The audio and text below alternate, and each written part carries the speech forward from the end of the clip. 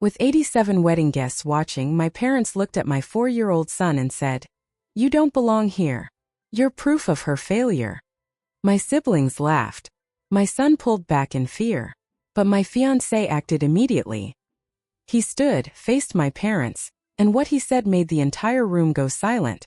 In front of 87 wedding guests, my parents turned straight to my 4-year-old son and told him he didn't belong there, saying he was a reminder of my mistakes, and my siblings laughed while my little boy shrank into himself. But my fiancé didn't pause for even a second. He stood up, locked eyes with my parents, and what he said next sucked all the air out of the room. I already knew my parents weren't happy about the wedding, because they'd spent years treating my son, Caleb, like he was a permanent mark against me, like he summed up every bad choice I'd ever made. I honestly thought they'd put that attitude away for one single day, just this once. There were 87 guests, a flawless October afternoon, and my fiancé Mark looked at me like I was the only person alive. Everything felt right. White rose petals lined the aisle. A soft string quartet played behind us. My dress fit better than I imagined, and Caleb was adorable in his tiny tux, the kind that makes people smile without thinking. He sat in the front row next to Mark's mom, gripping the ring box like it was the most important thing in the world. Then my parents showed up late without a single apology, walking in like they were entering a courtroom instead of a wedding. My dad scanned the room like he was judging everything he saw, and my mom acted like the church owed her for being there at all. Right behind them came my siblings, Ryan and Beth, neither of whom had congratulated me once after Mark proposed. They sat in the second row, not next to Mark's parents but slightly off and back like they didn't want to be seen with us. I noticed the looks and caught the whispers, but I was stupidly hopeful and kept telling myself they'd behave.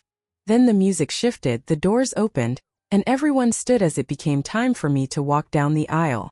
I hadn't even taken 5 steps when I saw my mom lean toward Caleb and say something I couldn't hear, but I saw his reaction immediately as he pulled his hands into his lap and stared down like he'd just been scolded.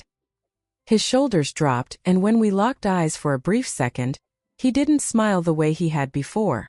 Something was wrong, and I felt it deep in my chest as I kept walking, my legs suddenly heavy like stone. When I reached the altar, Caleb was still hunched over, staring at the floor, while Mark's mom gently rubbed his back and whispered to him. The officiant started the vows, but Mark couldn't focus, and I could tell because his eyes kept drifting from Caleb to my parents and back again. Then, right in the middle of the ceremony, Mark interrupted and said firmly that they don't talk to his son that way.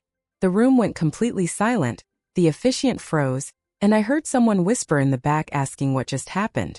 I couldn't move. Then my dad spoke and said Caleb wasn't his son, calling him a reminder of my failure. That was the exact moment everything shifted. My stomach twisted, Ryan laughed under his breath like he was enjoying a joke. Beth smirked and looked away, and Caleb just sat there with wide eyes, not saying a word. I didn't know how to react or even how to breathe, but Mark did. He turned fully toward my parents and told them that if Caleb didn't belong there, then neither did they, and that they needed to leave. His words didn't echo, but they felt like they did, and you could feel the whole room shift. My mom blinked rapidly, my dad stood like he was about to argue, but before he could, Mark's parents stood up too. His mom walked over to Caleb and knelt beside him, whispering something just for him, while his dad looked straight at mine and said loud enough for everyone to hear that Caleb was their grandson and they were proud of him. That was it. My parents walked out, Ryan followed, and Beth hesitated like she wanted to say something cruel but ended up leaving too. I hadn't even said my vows yet, and I stood there in my wedding dress with my veil slipping, trying not to fall apart. Then Caleb walked up, took my hand and looked at Mark and asked if he still got to be the ring guy, and Mark smiled and told him always. We finished the ceremony, people clapped, some cried, but I could feel that the real fallout was still coming. Afterward, no one talked about it directly, not the empty second row or the way my family had left before the vows were done. Guests drank champagne, praised the flowers, and filled the air with forced cheer while sneaking glances at me, like everyone was deciding whether to pretend nothing happened or admit they'd witnessed a disaster during the biggest moment of my life. I sat at the head table with Mark, with Caleb between us, while Mark's parents stayed close, calm and solid, like they were holding the whole day together. Caleb leaned against Mark's arm and barely touched his food, even though the caterers had made special kid plates, and when Mark asked if he wanted to dance later, Caleb gave the smallest nod, trying hard to be brave. I knew he'd heard every word, especially the part about being a reminder of failure, because even at 4 years old, he's sharp and always has been. I sat there surrounded by flowers, music I loved, and a dress I dreamed about, unable to stop thinking about how my own family had looked at my child like he didn't matter. Then came the speeches, and Mark's dad stood up first. I expected marriage advice or a funny story, but instead he raised his glass and said we don't get to choose everything in life, but sometimes life gives us exactly what we need, and that I, Sarah, had brought strength and love into their family, and that Caleb brought them joy. No one clapped at first because they were stunned. Then people stood and raised their glasses, even the DJ stopping the music. Caleb's face lit up like someone flipped a switch inside him. Mark's mom followed with a speech even simpler, saying only that Caleb was theirs now, and that was all she needed to say. I broke down and cried, which isn't something I ever do in front of other people. But it wasn't pure sadness, not really. It felt more like everything I'd been holding in for years finally crashing down all at once. After dinner, after the cake, the stiff dances, and the bouquet toss, I slipped away to a quiet spot near the edge of the tent because I needed air and space, and the cold night felt better than pretending everything was fine inside. Mark found me a minute later and gently asked if I wanted to let it go. And when I asked him what he meant, he said my parents, what they said and what they did, and asked if I wanted to let it go. I couldn't answer him because I honestly didn't know, since part of me wanted to shut the door on them forever, while another part wanted to scream until they understood the damage they'd done. Then he told me that if I wanted to let it go, he'd support me completely, and if I wanted to confront them, he'd be right there with me, but either way they would never hurt Caleb again or me. I don't know what flipped inside me, but I said let's go, still wearing my wedding dress while he was still in his tux, with Caleb already asleep at his grandmother's house and everyone else thinking the night was over. Mark and I got into the car and drove straight to my parents' house without hesitation, and I didn't even bother taking off my heels. We didn't knock gently. Mark didn't put on a polite smile when my mom opened the door, and when she saw what I was wearing, her face didn't show guilt, only surprise, like she never expected us to show up and truly believed she'd gotten away with it. She opened the door like she hadn't insulted a child just 2 hours earlier, with no shame or hesitation, wearing that same blank expression she'd perfected over the years, the one that said she was always right. She looked at me, then Mark, then back at me and said it was late, but Mark didn't move and told her we weren't staying long. My dad appeared behind her in the hallway already frowning, arms crossed like he'd been preparing for a fight, and he didn't even invite us inside, just stood there daring us to get emotional. Mark didn't waste any time and told them they'd humiliated me and humiliated his son, doing it in front of 87 people like it was some kind of joke. My mom scoffed and said they'd only told the truth, adding that if we didn't want honesty, maybe we shouldn't play house with someone else's mistake. I still couldn't speak, the room spinning while I stood there in the wedding shoes Caleb had helped me pick out, the same ones he'd said made me look like a queen. Mark looked her straight in the eye and said she'd called him a mistake, and when she claimed she'd only said what everyone was thinking, my dad jumped in and said we were just too sensitive. That's when I finally spoke and told them I wasn't sensitive. I just realized they were never proud of me unless I did exactly what they wanted, and that they hadn't come to my wedding to celebrate, only to judge. Neither of them reacted, but Mark wasn't finished and said what bothered him most was that they'd shown up knowing they disapproved and still sat in front of a child just to tell him he didn't belong, asking what kind of people do that. My mom snapped back that he wasn't Caleb's father and never would be. And that was the moment everything changed. Mark stepped forward, calm in a way that felt explosive, and said he wasn't Caleb's biological father, but he was the one who tucked him in, the one who soothed him when he woke up crying remembering the night I left my ex, the one who taught him how to ride a bike, and the man who married his mother that day. So no, he wasn't his father, he was his dad. The silence afterward was so thick I could hear the heating system humming, and my dad muttered something about Mark being manipulated and me using Caleb to trap him. I stepped between them and told him to say it again, but he didn't, just turned and walked into the kitchen like we weren't worth his time. My mom stayed put with her arms crossed while Mark pulled out his phone and showed her a screenshot of a $3,000 payment to Beth's tuition account from 3 months earlier, reminding her how Beth had called him crying about school when they wouldn't help, and how he paid it quietly even though he barely knew her. My mom blinked and said he didn't have to do that, and Mark agreed that he didn't, but said he did it because that's what family does, and that after today that help was over. Beth could pay her own way or my parents could help her if she was such a perfect daughter. Beth appeared at the top of the stairs, clearly having heard enough, opening her mouth to speak before thinking better of it and backing away. Then my mom said we'd regret this one day and that family was all we'd have. And Mark looked at her one last time and said no, Caleb was all we had, and he was enough. We left quietly without slamming doors or shouting, just walking away in a silence that only comes when something is truly finished. Back in the car, I took off my earrings and dropped them into the console, my hands shaking not from fear but from relief, and I told Mark I was done for real this time. He didn't ask what I meant because he already knew. But 2 days later, just when I thought nothing else could hurt more, my phone buzzed and my cousin had tagged me in a Facebook post. I opened it and felt my entire body lock up when I saw the photo from my first wedding, me holding newborn Caleb in my old dress, my ex beside me, my parents smiling with a caption talking about the version of me before the lies and disappointments, before I forgot who I was, posted by my mom and liked by Beth. I saw red, grabbed my keys, didn't wait for Mark or tell anyone, and drove back to that house one last time, feeling something inside me shut off completely, with no tears or shaking, just a quiet, focused anger I'd never known before. When I pulled into my parents' driveway, every light in the house was on, and that should have warned me, but it didn't. I knocked once and my mom opened the door almost immediately, like she'd been standing there waiting, her phone still in her hand with my Facebook page open on the screen. So she said casually, "You saw it." I didn't step inside and I didn't raise my voice, I just told her to take it down. She smiled, not wide, just enough to show she was enjoying herself, and said it was a memory and she was allowed to share her memories because it was her life, her child, her past, and I told her again to take it down. My dad was on the couch behind her, watching a game like nothing was about to blow up, and Beth was at the dining table, sitting in the same spot she always took during family fights, close enough to hear everything but far enough to pretend she wasn't involved.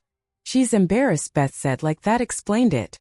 I stepped inside and told them the truth, that she wanted to humiliate me, that she wanted people to see my first marriage, my ex, my son as a newborn, just to remind everyone I'd failed. My mom didn't deny it, she just said people forget too easily and she was helping them remember.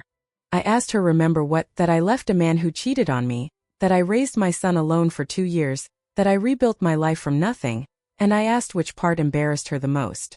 She ignored that and said I thought my new husband was some kind of hero and that we'd see how long that lasted because men don't stay when things get complicated. And that's when I realized this wasn't really about the wedding or even about Caleb, it was about control and her losing it. She tilted her head and told me to make her. So I stepped forward and took the phone out of her hand, which clearly wasn't what she expected, because she probably thought I'd scream or cry or beg. I unlocked it because I knew her code, it hadn't changed in years, found the post myself, and showed it to my dad, telling him she posted this after insulting my child at my wedding, while he just sat there watching TV. He glanced at the screen and then back at the game and said it wasn't that serious, and that's when my hand moved and I slapped my mother, not dramatically or loudly, just quick and final. The room went dead quiet, and she touched her cheek slowly and told me I just lost my family, and I told her no, I just lost the fantasy that I ever had one. Then I deleted the post right in front of her, locked the phone, set it on the table, and walked straight to the hallway cabinet where they kept old keys, random mail, and things they didn't want to throw away. My bank card was still there, the same one they'd been using for groceries for years, even after my dad went back to work and even after they only spoke to me when they wanted something, and I pulled it out and told them this ended tonight. Beth jumped up and said I didn't get to punish them like that, and I told her I wasn't punishing anyone, I was stopping the punishment. Then my mom said something I didn't expect at all, asking if I really thought that man would still want me when I was completely alone with no family and no safety net. And I told her I'd stopped being safe in that house a long time ago. At the door my dad finally spoke again and said I'd calm down and come back, and I turned around and told him he'd said that when I left my first husband too, and then I left. When I got home, Mark was already awake and had seen the post before it was deleted, and he didn't ask what happened, but I told him anyway about the slap, the card and everything else, and he didn't judge me even a little, he just said then it was done. I thought he was right, but I was wrong because what my parents did next was quiet at first, subtle and designed to spread. I honestly believed it was over, that I'd taken their last shot and walked away with what peace I had left, but I underestimated how badly my mom needed to win, even if it meant burning everything, including her own daughter. 3 days later, my phone lit up with a message from my cousin Laura, who usually stayed out of family drama, and the first line stopped me cold when she said she thought I should see what my mom had sent everyone. Attached was a screenshot of a message my mother had forwarded to half the extended family, not a vague jab but a full-on smear campaign, where she shared an old conversation I'd had with Beth during the worst year of my life, right after I left my ex when Caleb barely slept and I was barely holding it together. In that message I'd written things I hardly remembered, that I felt like a failure, that I didn't know how to be a mom, that maybe Caleb would be better off without me. And my mom added a caption saying some people don't grow, they just hide it better, and to remember that next time anyone praised my fairytale wedding. It felt like she'd been saving it, waiting for the perfect moment to rip open my past and use it like a weapon, trying to make everyone doubt me and think the life I'd built was a lie. And Beth liked the message, not just standing by but fully backing it. I sat on the couch rereading it until my hands went numb, then walked into the kitchen where Mark was making tea, and handed him my phone without a word. He read it twice, turned off the stove and said they were done, all of them, and I nodded and said we were mailing them the end. We didn't call or go back, we sent exactly what they deserved, silence wrapped in closure, putting two things in an envelope, a printout of my mom's message with every recipient listed, and a single page in my handwriting that said this was the last time they would ever hurt me, and that they were no longer my family and it was final. And Mark added one last thing, a copy of the tuition payment he'd made for Beth. He highlighted the dollar amount and typed one short sentence under it saying there would be no more help, no more calls and no more second chances, and once we mailed it, we didn't look back at all until Beth showed up. She didn't come to our house, she went to Noah's parents' place instead, knocking on their door by herself and clutching a folder like she believed paperwork and apologies could undo everything. She told them my mom had completely unraveled, that she'd smashed a plate after reading our letter, thrown a chair at the wall, and threatened to cut Beth off for not defending her harder, and she said she was scared because my mom had started talking about showing up at Caleb's school to remind him where he came from. Noah's dad listened without interrupting, calm and steady, and then told her flat out that they weren't part of that story anymore, and that I didn't need to hear anything else, and then he closed the door. They told us everything later that night, and that was the moment I finally made a choice I should have made years earlier. Thanksgiving was only a week away, and every year before that I'd shown up at my parents' house carrying some dish I'd overworked myself on, pretending we were still a family. Even last year when things were icy and distant and I still brought Caleb only to watch him eat across from people who barely acknowledged he existed. Not this time. This year we stayed home, just me, Noah, Caleb and Noah's parents, with no drama, no tension and no passive-aggressive comments about calories, parenting or my life. There was only warmth, food, and Caleb laughing so hard he almost dumped gravy all over himself. Noah carved the turkey, Caleb tried every dish once and hated most of it, settling instead on 3 dinner rolls and an impressive pile of whipped cream, while Noah's mom made the same sweet potato casserole she's made since he was a kid, and his dad lit a fire even though it wasn't cold, just because he knew I liked the sound. That night after Caleb was asleep, I sat on the couch with hot cocoa and checked my phone to find 6 messages from Beth, 2 from my mom, and 1 from a cousin telling me I was overreacting, and I deleted every single one. What surprised me was that I didn't feel sad or hollow afterward. I felt free, like I'd finally put down a weight I'd been carrying for years, and no longer needed to prove myself to anyone. When Caleb called out and I went to tuck him back in, he looked up at me and said he liked this family better, and I realized I did too.